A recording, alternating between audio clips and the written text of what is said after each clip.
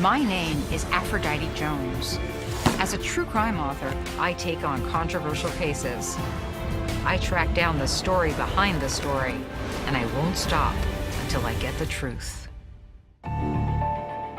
For the past 6 months, Cindy Carlson has suspected her husband of murdering her stepson Levi and possibly his first wife. Unbeknownst to her, Lieutenant John Clear has quietly begun investigating Levi's death after receiving a tip about the case a few months earlier. He calls Cindy into the station to hear her story.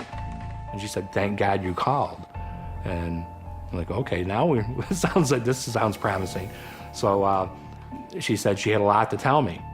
We spent that entire day interviewing her. After talking to her, we knew we had something. And that something is a theory Lieutenant Clear comes up with. He believes Carl engaged in a dangerous and possibly deadly pattern of actions that have enabled him to collect on insurance claims for years.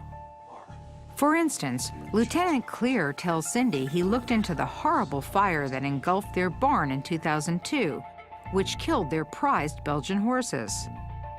It's a fire Carl has never been charged with setting.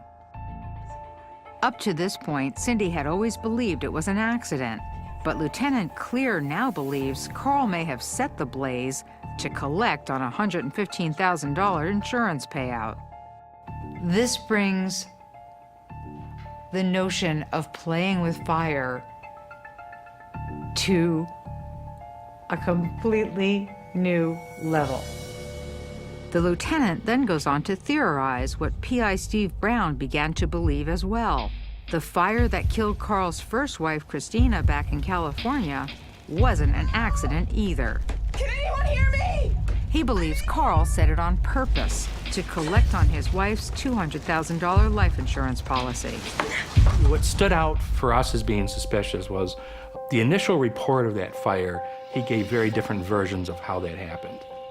Carl's version of the story, where he stars as the hero, is drastically different from what Lieutenant Clear and other investigators now believe really happened.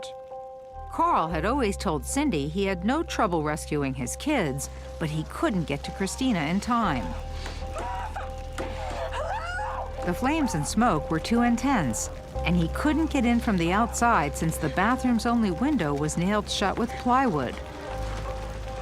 Now, 21 years later, investigators believe Carl chose not to save his wife.